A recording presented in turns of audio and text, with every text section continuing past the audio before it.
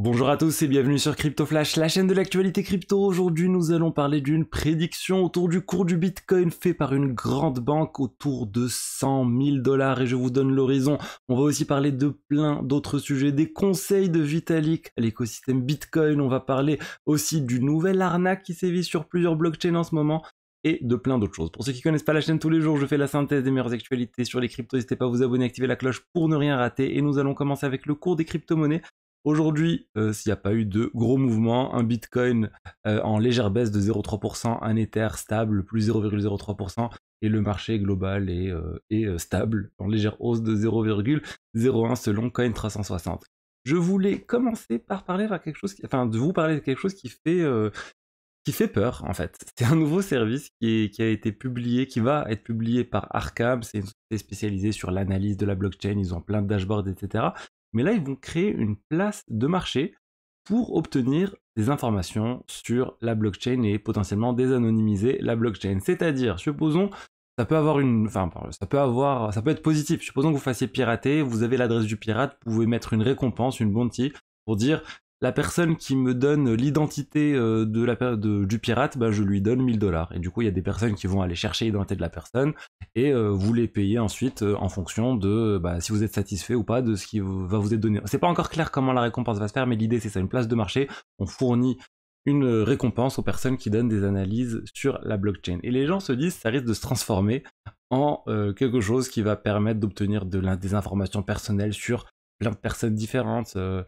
Et ça fait peur. Ça fait peur parce que ça va, on va dire, à l'encontre de ce que les gens pensent être au niveau de la blockchain, cette anonymité cet anonymat plutôt qu'on a quand on réalise des choses sur la blockchain. Là, ça risque de voler en éclats potentiellement si c'est mal utilisé. Après, toutes ces données sont publiques, donc n'importe qui peut déjà les obtenir. C'est juste une manière de faciliter les choses.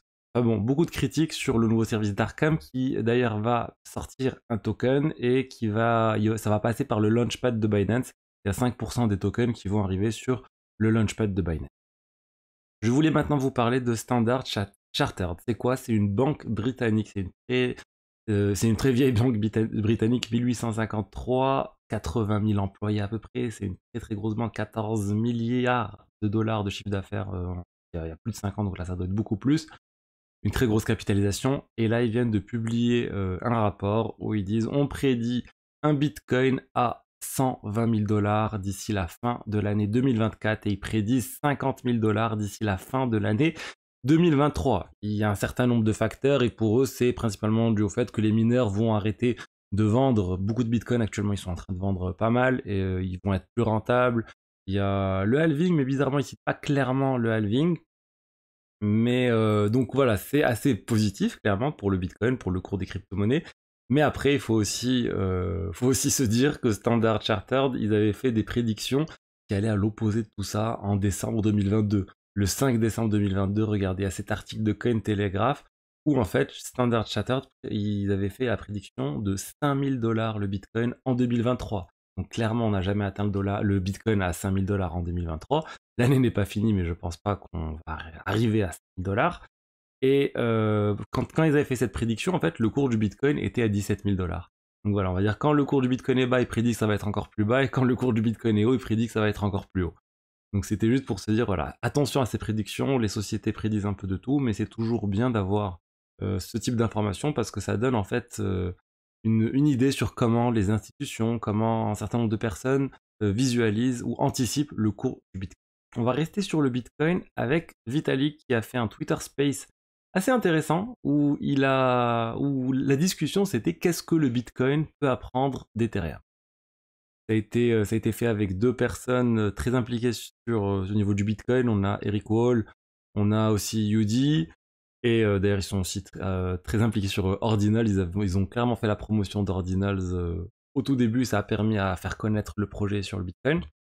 Et en fait, il dit que le Bitcoin pourrait en fait s'inspirer des solutions de niveau 2 qui existent sur Ethereum pour pouvoir faire la même chose sur le Bitcoin. On va dire ça existe un petit peu avec le Lightning Network, mais les solutions de niveau 2 telles qu'elles sont imaginées ici sont différentes. C'est comme ce que fait Arbitrum, Optimism, etc. J'ai eu des questions sur c'est quoi une solution de niveau 2, je vais pas avoir le temps d'expliquer dans cette vidéo, mais globalement, imaginez que c'est une blockchain à côté du réseau principal, où les transactions sont réalisées avec des frais de transaction très faibles.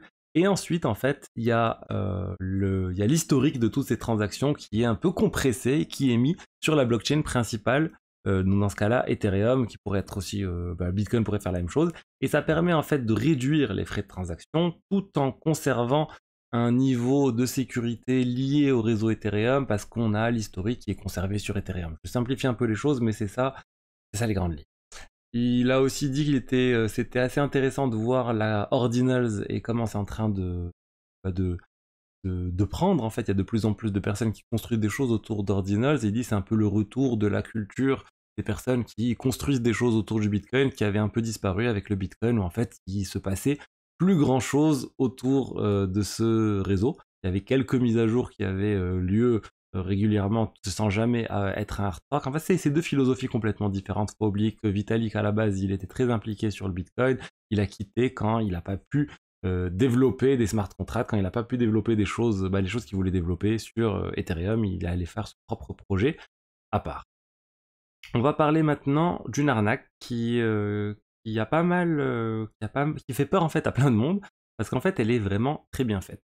L'idée, c'est que vous allez voir sur votre wallet MetaMask des approbations que vous avez données à des smart contracts que vous n'avez jamais données. Donc voilà, vous allez prendre peur et vous allez aller révoquer ces approbations sur des sites tels que RevokeCash.